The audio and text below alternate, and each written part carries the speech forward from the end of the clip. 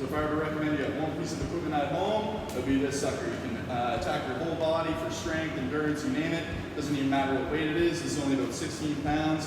I'm gonna get a nice little sweat on through this video. So we're gonna start off with just a traditional kettlebell swing. Okay, and we need to make sure that we're really trying to isolate just our hip joint here. We're not getting any hyperextension through the spine as we swing through this. So I don't want you to see this.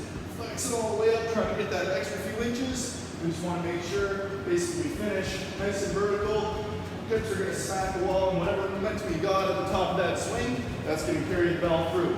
Okay, don't try and muscle up with the shoulders or anything like that. Keep them pinned back almost. Really try and feel like your arm's just a string and the weight's at the end of that ball there. Okay, so you're going to go for about 20 to 25 swings. Tough exercise. Right after that, we're going to flip around. You can either go to the side or hold the handle with the guns here. Okay, we're just going to do a nice little goblet squat right under the chin. Go to elbows to knees, make sure we're twisting that floor apart, good squat mechanics. If it's a little bit lighter and you want to challenge yourself a little bit more, you can go in this berserker style squat. We're just holding the bell a little bit farther away from the chest. Makes it a little bit tougher on the front of the core there, that anterior core. Okay, great exercise.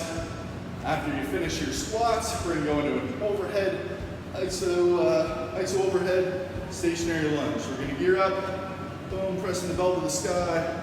We're going to go for about 10 reps per side here. Okay, very important then to reaching for the sky and the bell's on that opposite leg. That's forward, so we get that contralateral alignment.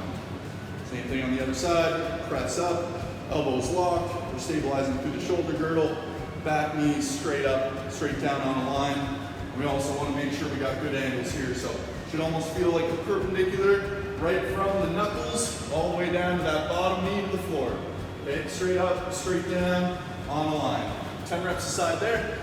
Next we're going to go into an RDL. Okay, we can start on the same post leg. So we're going to pin our shoulders back, dipping down. Okay, we want our back toe pointing to the floor. Hips are nice and level here. We don't want to be opened up or reaching the bell too far forward. Almost imagine one of those little drinking birds that's going to dip into a glass. So we're going to be really rigid, almost trying to make this a single joint movement through the hip. Okay, dipping down, good stretch.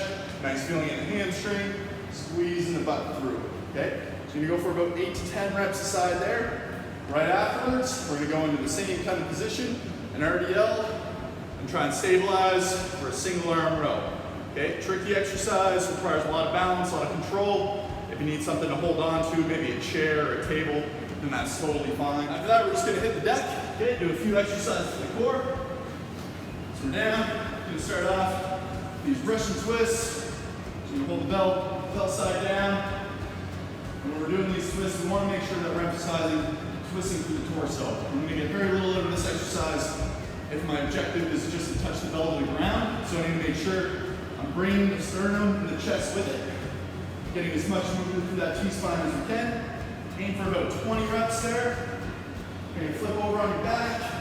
Call this an atomic crunch. Okay, so we're going to reach everything down, boom. And crunch up right to the feet. Okay, a little tough on the shoulders, so carefully you don't extend the arms too far if you don't have that stability. Keep a little bit of a bend in the elbows, and if you find it tough on the back, you can keep a little bend in the knees too, just touch the heels down and crunch from there. Shorten the bridge, always makes it a little bit easier on the trunk. Okay? Skull crushers, we're going to keep the elbows nice and tight, squeezing in on the bell, and we're just trying to isolate the elbow joints here. Not a lot of movement through the shoulder, almost skimming over the head.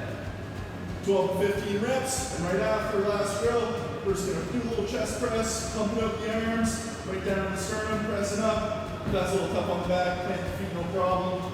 We're just going to burn that out to failure. Hopefully they're a little bit gassed after your skull crushers. So lots of other variations off the kettlebell. That's just a nice little routine. I'd recommend you go 3 or 4 sets of that, and you should get a nice little sweat on, maybe a minute or 2 in between. Have fun.